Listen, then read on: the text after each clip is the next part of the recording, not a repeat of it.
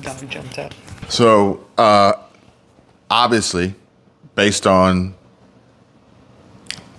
Let me start over. Based on this YouTube video, everyone is broke and tired. And TikTok essentially is... People are venting about inflation, okay? Now, we're going to run through some of these here and kind of, you know, react and respond. Mm-hmm. Thanks. I just realized I took my earrings out, too. I was like, wait, my head feels empty. These TikToks. But with that being the case, what do you do when you're broke and tired? Go to sleep. So you don't have to worry about being broke and tired. You'll still be broke. So you're gonna be broke but you'll rested. Be less tired, yeah. So like, what is the solution if you're broke and tired? Like, what should you do? Get some sleep and find a way not to be broke. Like, should you go to sleep or should you get on TikTok and vent about it? No. I mean, but you got to think, this is a great opportunity to create virality around your potential name brand. Have people send you money. That may produce some form of revenue. Mm-hmm. And so this actually leads me into another video. So this is going to be a little bit different because we've got multiple videos to respond to here. All about money, all about the economy, all about side hustle opportunities, but also a little bit about what is happening, which is sad. Because I haven't seen this, so I don't know what's happening. I've actually seen a video posted, and it was Off Grid with Doug and Stacy, and he tells everyone in the video that they're contaminating gas with diesel being put in gas tanks at fuel stations. So when people fill up with unleaded gas, they think they're getting out, but they're actually getting contaminated diesel. Which will destroy your vehicle. And today, and then from there, he leads into Maui. The problem is they say contaminated diesel. It's not contaminated diesel. The regular fuel is contaminated with the diesel. I don't know. I think, I got to look into it. The tanker was contaminated. I don't think that there was human error at multiple stations. At least I hope not. I think the human error was at the yard. So you're saying that they didn't know that it was diesel in the tanker, and that's what they were putting in. But it's still not a contaminated fuel. It's just in the wrong place. It's a gas tanker showing up, filling gas, underground gas stores, but the tanker was diesel. Yeah. So I still don't see it as contaminated, because maybe I'm looking at the word contaminated it then wrong. Contaminaminated the gas tanks. Yes. Yes. It wasn't with contaminated diesel. Right. The diesel contaminated the regular gas. fuel. Yes. Okay. So today, now we have that cleared up. Yeah. So today, basically, don't get fuel at Citgo or 7-Eleven or some of these other places in Tampa. And today we actually got fuel, and we bypassed the Citgo and went to a Raceway instead. And then you got done. We drive away. You go to approach a stop sign, and the Jeep shuts off. And I'm like, that's strange. And it's actually like a little bit of a sinking feeling if you've ever had a car just die on you. Yeah. You gonna walk the dog? Did you just ignore my message? What, my chopped liver? Yeah. Take the dog. Take the dog. Mexico potty. So if you've ever, he got big hips. So if you've ever had a car just die on you, it's a sinking feeling. And that's what it felt like. And then I remembered the auto start stop, which is so annoying. You have to do that every time? Every single time. And I normally remember, but I don't know why I forgot to turn it off this time. But yes, I hate it. It's my least favorite part of vehicles. It's so annoying. And in my vehicle, German vehicles, I think, German vehicles, you set it and forget it. Yeah. If you turn it off, it's off. You turn it on, it's on. That's it. Every time you option. No. Every single time. No. The BMW is the same way. I think the Ford is the same way. Yep. You said BMW? BMW no, had to do it. No. My M3. I don't think so. Well, I didn't have M3. So, but either way, Doug, Off Grid with Doug and Stacy, he was talking about that and how, first it was Maui and then it was Florida. And I kind of like struggled to make the connection, but I think what he was saying was there was an issue with gas contaminating or diesel contaminating gas, and then it was like a break. And then it was like new scene, Lahaina, Maui, and Florida. So it's like, okay, wait, how does contaminated gas have anything to do with Maui? But it didn't. I think there was a break, very, very slight break to go to that. And then from there was a connection from Hawaii to Florida. With the hurricane? I'm not really sure, but essentially it was just, I don't really know. Because I mean, there were some fires in Florida months ago, so that wouldn't really be. Maybe that's what it was. Maybe it was a hurricane, because essentially a hurricane is what caused the issue, and is what they say caused the issue. And then now we have a hurricane theoretically coming to Florida, which we cannot hear enough about because everyone is telling us to run for the hills. Yeah. And there are no hills in Florida to run to. This is the flattest place I've ever been in my life, besides New Mexico. That one spot. But we're gonna talk about this, and we're actually, the problem is this. I don't even really know how to accurately describe it. Help me figure out how to describe. Walk this damn dog. Figure out how to describe this later on, and I have to say it's intentional. I have to say that what's happening is intentional. I don't know what's happening you're talking about. Everything that is essentially causing pain and heartache amongst people is intentional. Oh yeah, no, completely intentional. Inflation, intentional. Housing prices, intentional. Interest rates, intentional. Gas prices, intentional. Everything is intentional. What if you were broke and tired before inflation? You're screwed now if you haven't done anything about it. But does that then make the inflation an intentional attack against you? No, it just means that you didn't do what you should have done before inflation hit. So I can't say it's always intentional. No, I mean, the things are intentional. How it affects you is not the intentional part. Gotcha. Okay. Makes perfect sense. So, question, how are we, affording life right now? This is how cold it is in my flat right now. It's so cold in my flat.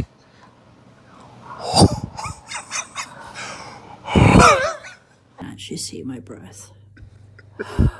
Why is this a thing? Writers, actors, UPS workers, everybody going on strike. I have come to the realization that they just not paying nobody. They not paying nobody?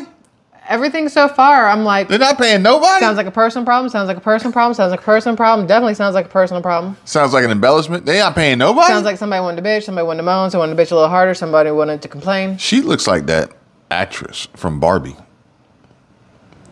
Or at least looks and sounds like her. Oh, Lena Waithe? And nobody is phased. That is literally because I watch his videos all the time.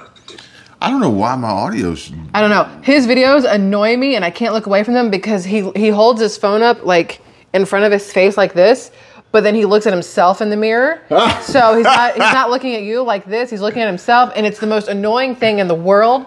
I noticed that, and I'm like, why don't you just turn it around as a selfie? Why are we shooting ourselves in the mirror with people will talk about it. It's I know. Like the guy that I who does the thing where he looks like this and he's that guy. I don't know what it is, but come here. At this point, we're tired of living through historical events like every other week, right? Rent too high, groceries too expensive, gas way too pricey, right? It is like the 4th day in a row where it's been 110 degrees. The alien thing is on the back of the list. Now, I gotta say that he hit all the marks, all the keywords. Hopefully the algorithm picked it up. I don't know how I feel about dudes with pop sockets. I don't know how I feel about dudes with pop sockets on their phones. Dudes with pop sockets on their phones, it's a dead giveaway. They're on their phone way too often. Way more than they need to be. I get up every morning at 4:30. I let my dog out, feed him, get him situated, play with him for a little bit. 5 o'clock, I start getting ready for work. Get ready for work. I'm out the door by 6. Sometimes I stop for breakfast. Sometimes I don't because I make it at home. I get here. My shift starts at 7 in the morning. I work from 7 to 4. Leave for the day. Take me about 45 minutes to an hour to get home because of traffic. I do this every fucking day for 5 days a week just to get a damn paycheck that leaves as soon as it hits my account. All this to say, I got a job. Don't get me wrong. My dude, he works. Sometimes 12-hour days. He come home, he hurting, he sore, he tired. I'm hurting. I'm mentally tired from dealing with people all damn day and their attitudes. Y'all, I am stressed the out. And what's crazy is that this paycheck barely even helps. Barely. I shouldn't have to feel guilty because I want a new pair of scrubs. Or me and my dude want to go out for a nice dinner because we deserve it because we work hard. I don't drive a $100,000 car. I drive a regular ass fucking Jeep. He drives a regular damn SUV too. I don't wear Jordans. I don't do all that shit. I live a very simple life. The only splurge I have is getting my nails and my feet done here. I just started YouTubing how to do my own damn hair. I shouldn't have to feel guilty because I want to do something for myself.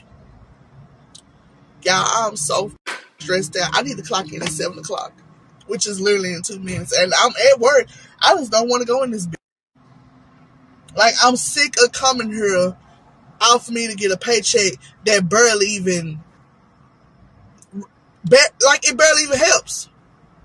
It seems like the only motherfuckers that's happy is the damn crackheads and the millionaires and millionaires. The working class people stressed the f out, her falling out. They can't even go to the damn doctor to check on themselves because they jobs is full of shit.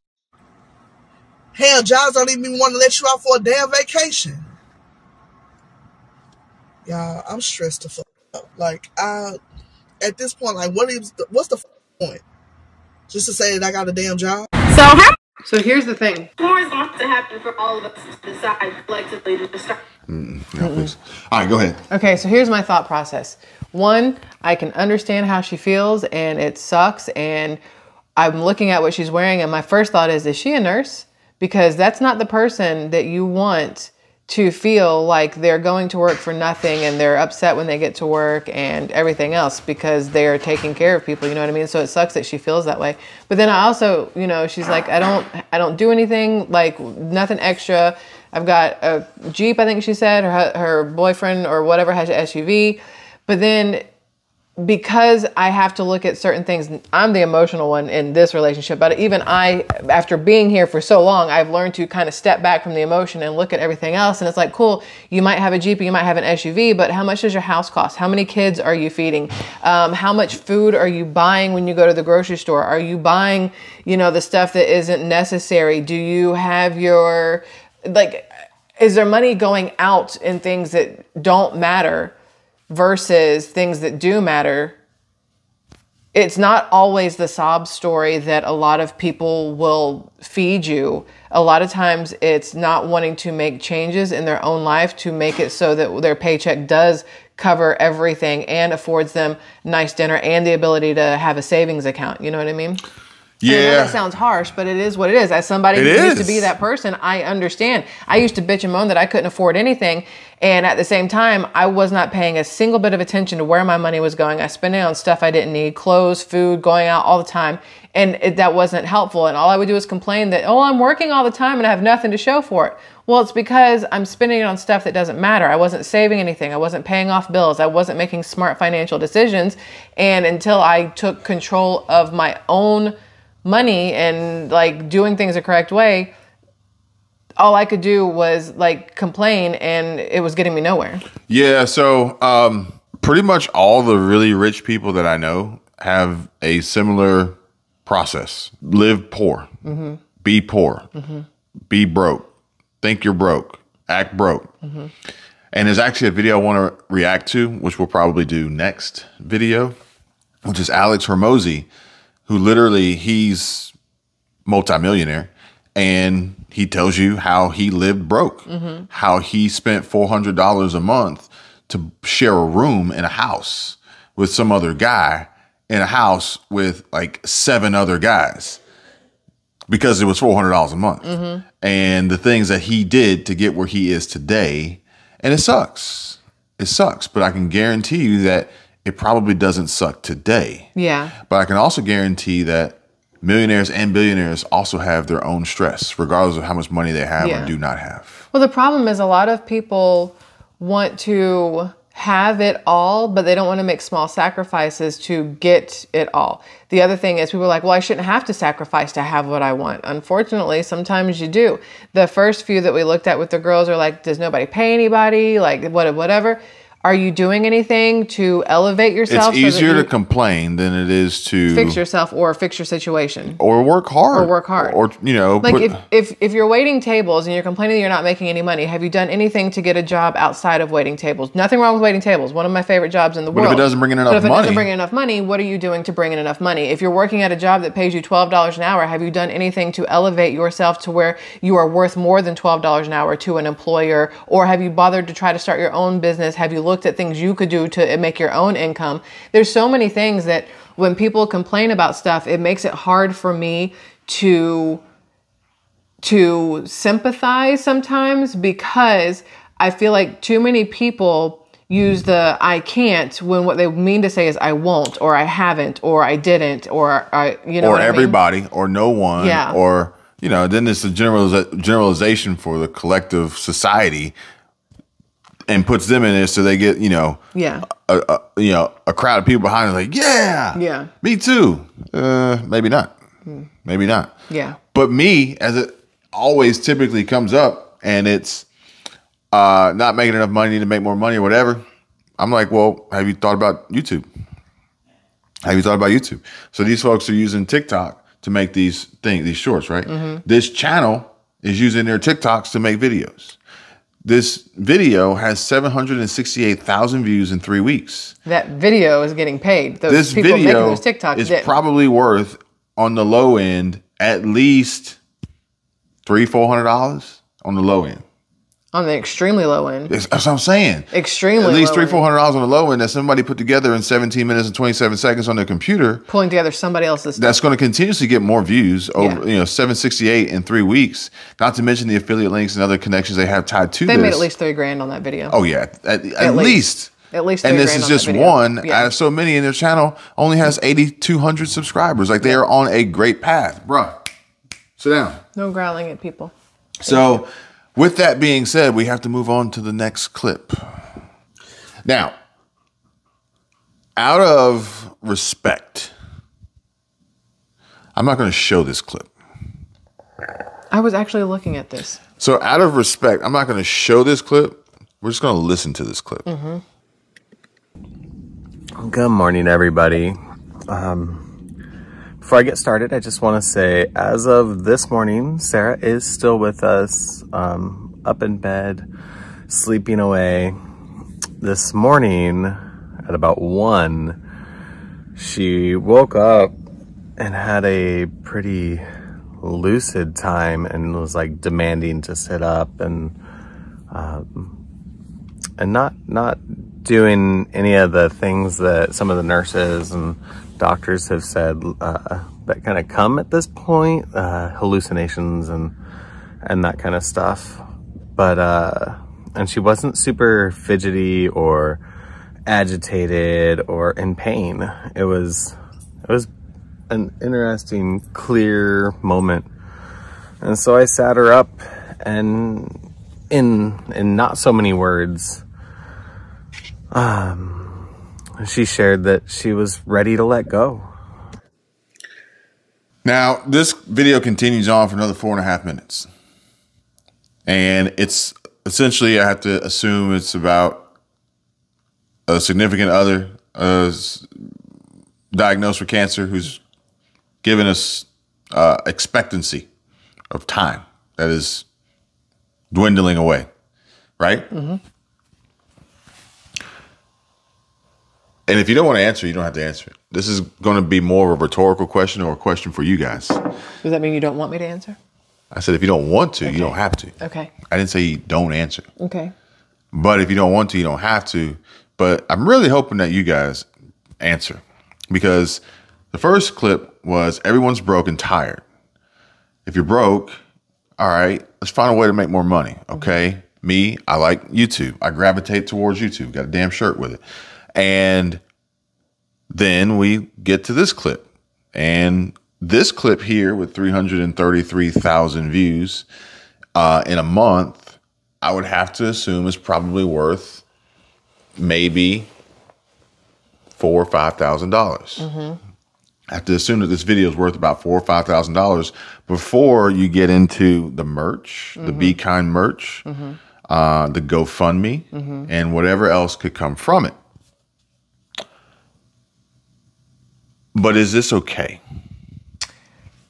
So here's the thing. This is okay because of how it started.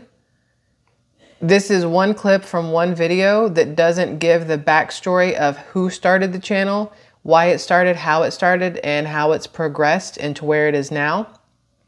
And what's going to happen is once the wife is no longer here, this channel will continue on. If it changes what it is, then in my opinion, it's no longer okay. If it stays with what it has been, which is bringing knowledge about what's happening with cancers and things like that, and resources for learning, resources for healing, resources for whatever. Grief, perfectly fine. If it turns into something that is just geared at making money, and it's not about what it started off as, to me, then it changes and it's not okay. Because I've seen content that's like, oh, well, we're going to have a kid. Now, all of a sudden, it's all about the kid. And this kid is a moneymaker. Yeah. Oh, you know, all these different things. Like, people will pick certain viral trending topics to leverage for financial gain. Which was, I was curious, is this okay? Only because the wife started it. Did she? Yes. You know? Yes. Oh, okay. You've seen this before? Yes. Okay. They showed up on my home screen because this is actually a video that's being pushed through YouTube Home right now, which I'm curious about as to why this is a pushed video from YouTube Home. But it made me go look at it, and I scrolled all the way back to the beginning trying to figure out exactly what was what, because there's a couple that I actually follow that are going through the same kind of thing. There's a channel called Jenny Apple, same thing, and there was a lady, Tiffany Thinks, same thing. These are all cancer channels, and I've been very curious as a woman in my 40s, and these are all women in their 40s, like how this works, why it happened, what were the signs, stuff like that. So and they all have kids, so I follow these things.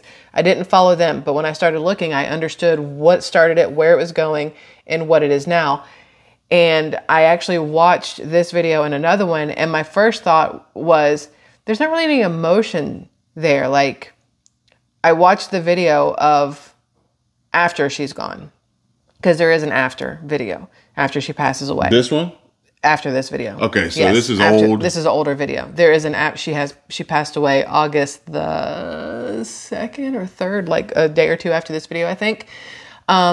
And him and I believe the child, they're making this video, and there's no crying, there's no emotion, there's no whatever. And to me, that was weird, because that's the video that I saw first, was the no emotion video talking about how she passed away. And I was like, is this real? Is this for money? Is this for whatever? But it's also weird when I come across the videos of that and there is crying. And it's like, now, is that intentional to bring in the viewers, the whatever? But the no emotion got me, which is why I started looking. And you realize that after you've watched a loved one go through something this horrible for months or years, by the time you get to the point where they have passed away, you're happy because they're no longer in the pain. They're no longer whatever else. So that emotion that you would expect to see has been spent over months or over years of dealing with it and everything else. And it's kind of out of the system. And some people are better at holding it together in front of a camera, me not being one of those people, but some people are better at holding it together in front of a camera. And I think that what they are doing here is okay, personally. I think it's a challenge either way, because you have the option of an abrupt loss or a prolonged loss. Yeah. The abrupt is like no one was expecting that. The prolonged loss is you have to sit through that pain. Yeah. You know, so that's the challenge. But again, I said, this is intentional. Now, not this, okay?